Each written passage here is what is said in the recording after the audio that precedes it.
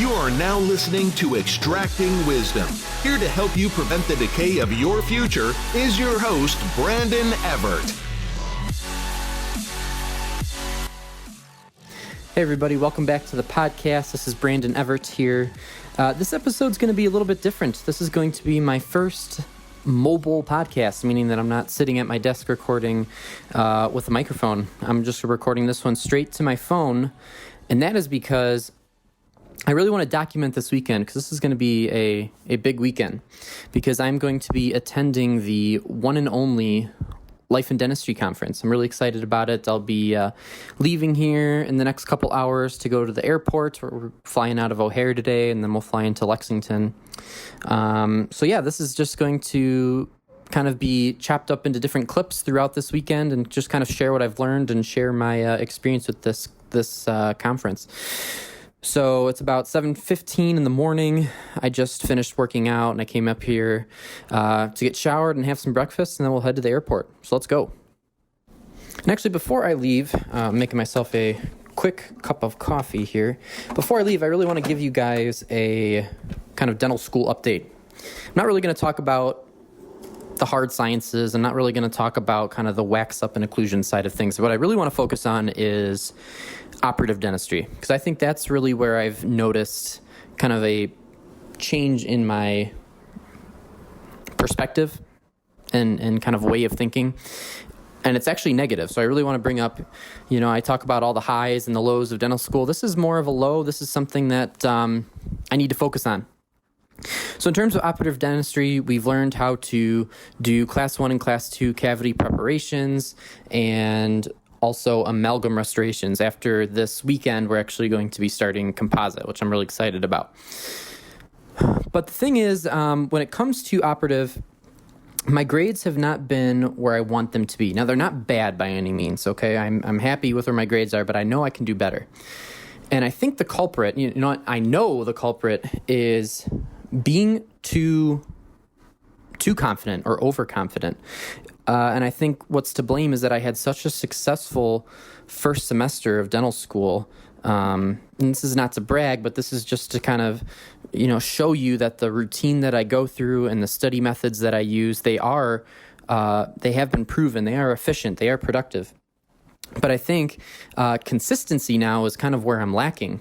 And that's just because, I know in the back of my head, I'll say, I don't need to practice my preparations, or this preparation looks fine, and just kind of move on. And I'm not critically evaluating my work sometimes. And I think that's really the big downfall, is I'm overconfident with my hand skills, and then I kind of don't critically self-assess myself and then fix those tiny little mistakes, which is where I'm kind of getting dinged as far as grades. So that's one thing I'm really going to focus on kind of after this spring break. And, part of the problem could be burnout too. Honestly, it has been such a grind waking up early every morning and studying hard and working hard all day. So I really did need this spring break, and I'm really hoping that this Life in Dentistry conference, and I know it will, it's going to really provide me with the support and the inspiration and the kind of influence I need to really, step it up, get back on track, and really be, strive to be the best dentist and clinician that I can be. So I just wanted to share that with you, because everybody kind of falls in different camps when it comes to confidence. Some people are not confident enough in their work, which can lead to problems. And in my case, and there's other students out there that they find themselves being overconfident, which also leads to problems. So you really have to be mindful of the kind of your confidence level. You really want to be in the middle. You don't want to be too confident, or you don't want to be confident enough, because they both lead to issues down the road. So that's just my 2 cents. I just wanted to throw that out there and give you guys an update. So that's what I'm going to be striving to do and striving to change when I get back. So now I'm going to have my cup of coffee really quick, and we're going to get on over to O'Hare. So I just got through security at the airport, and I'm on my way to my gate now. And I'm so excited to get on an airplane and fly somewhere. I never really flew that many times growing up, so whenever I get to get on a plane and fly, it's always exciting, and it's always, just means that adventure awaits, I guess. But yeah, so I'm excited just to fly, and even more excited to get to Lexington and get this conference on the road. I think I'm going to learn a lot, and it's just going to be an amazing experience, especially to learn from not only the Life and Dentistry guys and their podcasts, but also the presenters, the top 1% of dentists that are going to be there. It's going to be really eye-opening, I feel, especially as a dental student, a first-year dental student, more specifically. But yeah, I'm just going to hang out here at the gate, and then when I touch down and after we land, I'll pick this back up. All right, so I just got to my hotel here in downtown Lexington, Kentucky, and the flight went pretty well. It was a little late, but not bad. Very smooth ride. And something pretty cool just happened, actually. As I was checking in, I looked over to my left, and there is Cole Hackett from the Life and Dentistry podcast. We had Dr. Mark Costas, as well as Dr. David Maloli, who is the author of the Titans of Dentistry book, which is just chock full of great advice and life lessons from our profession's top dentists. So I highly recommend that. But it was really cool. I got to meet him already, and it's not even the day of the conference yet. So awesome to meet those guys early. And so pretty much for the rest of the night, I'm just going to be hanging out here. And then in the morning, I'll wake up, work out, and then we're off to the Life and Dentistry conference. I can't wait to see what the presenters have in store and meet all the dental students and new dentists that are out there that are going to be attending this thing. So I will touch bases with you guys after the conference.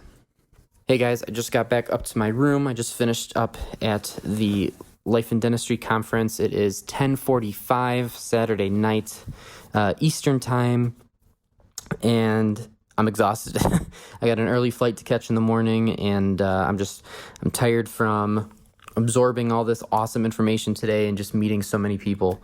But what I really wanted to do just before I get to bed here is I wanted to just briefly run through some very quick bullet points of what I learned from each speaker at the Life and Dentistry conference, and just kind of give you just a small taste of what the conference was actually about. I could spend probably 4 days podcasting about this thing with all the information I learned, but I just want to give you kind of the basics in case you weren't able to attend. So first up was Dr. Bruce Bard, and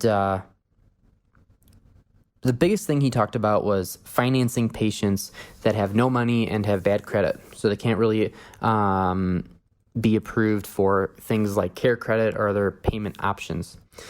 And the biggest thing that he said is that you do not want to lose these patients. If they have bad credit and no money to pay for their dentistry, there are ways out there to make dentistry more affordable and to be able to retain those patients within your practice.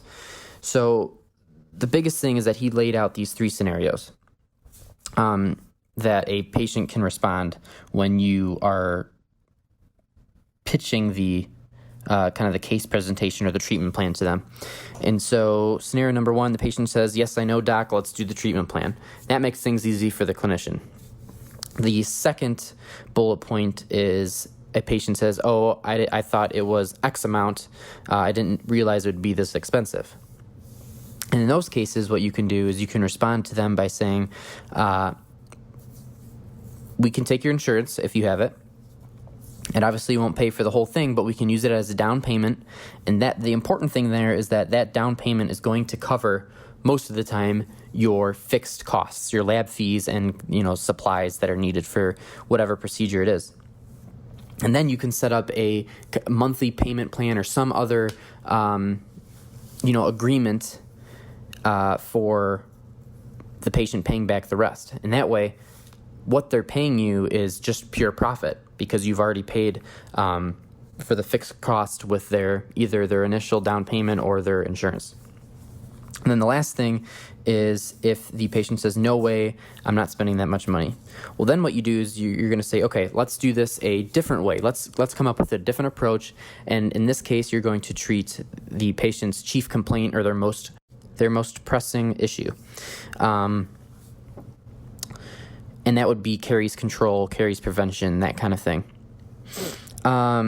But the key is to do something for the patient and to retain those patients. Don't send them somewhere else. You have the tools to, you have the tools and the clinical knowledge to treat that patient. So treat that patient and keep them within your practice. Don't send them somewhere else simply because they don't have the credit to qualify for something like care credit. So that's Bruce Baird. Next was Dr. Mike Frymouth. He is just a beast. He has so much clinical knowledge. It was crazy, and he addressed a lot. But the big thing I took away, especially as a D1, when it comes to aesthetics and the way a patient's face looks, the big thing here I wrote down here is that I'm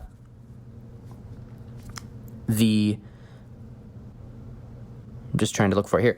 The hard structures determine the soft structures. So basically what he means by that is that the mandible is really going to drive what the lips look like, what the cheeks, how the cheeks are angled, how the lips are angled, those kinds of things.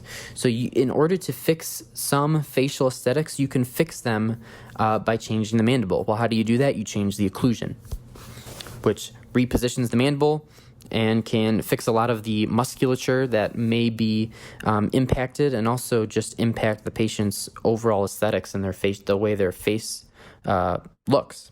So very, very interesting lecture, and just so much clinical knowledge that he shared.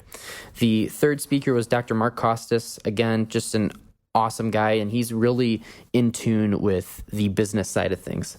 So he talked a lot about overhead and how to be mindful of what you're spending and versus what you're making, as well as he talked about systemization and operations, and that every good business must have a complete operations manual. A business should be, your dental practice, your business should be able to operate without you there.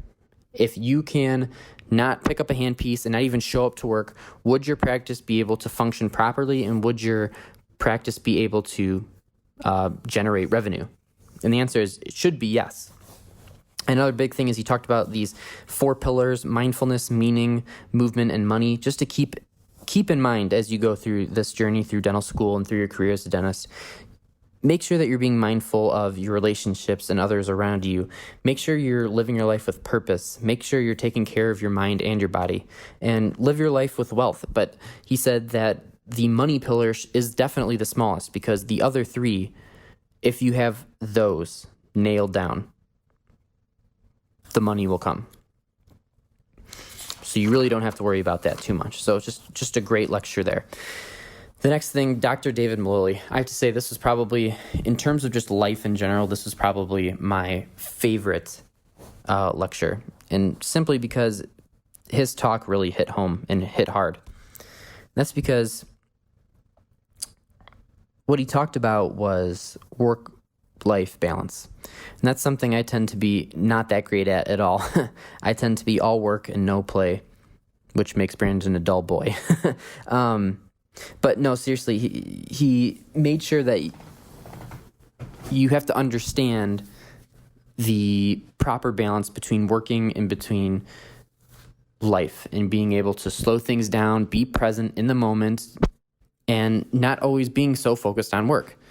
So that really, really hit home. And I think if I focus on that a little more, I'm going to notice a difference in personal relationships, friends, and those types of things. It was just a really good reminder to make sure that you are enjoying your life outside of dentistry, and that your life is not completely 100% dentistry.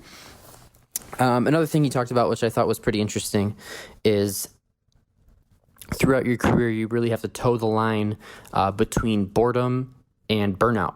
Burnout's caused by too much work, and boredom is caused by not enough work. So you really have to make sure that you're not burning yourself out, but you're having enough work to keep you occupied, but at the same time, not enough work where you could also have time to enjoy your life.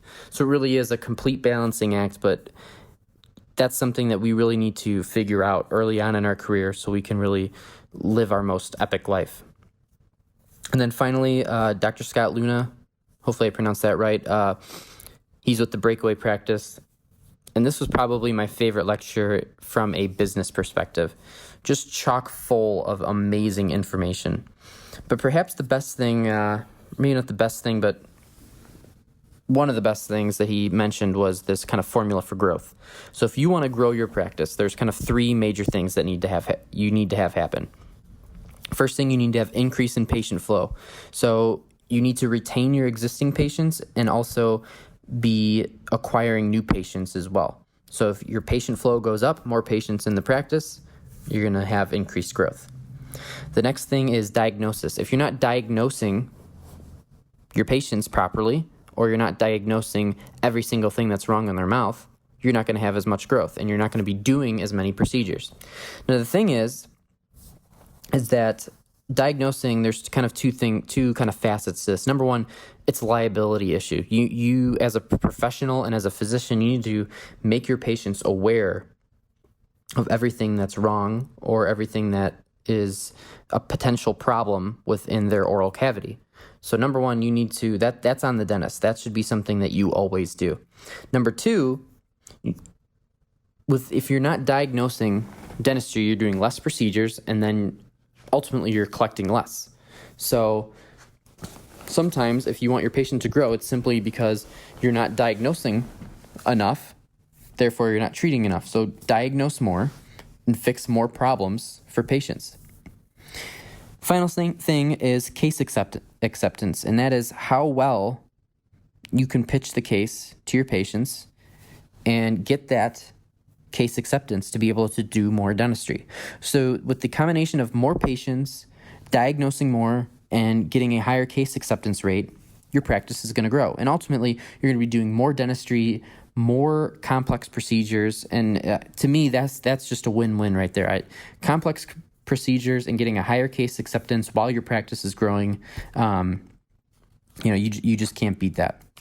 So those are just kind of the very brief bullet points of the Life in Dentistry conference. I had an absolute blast.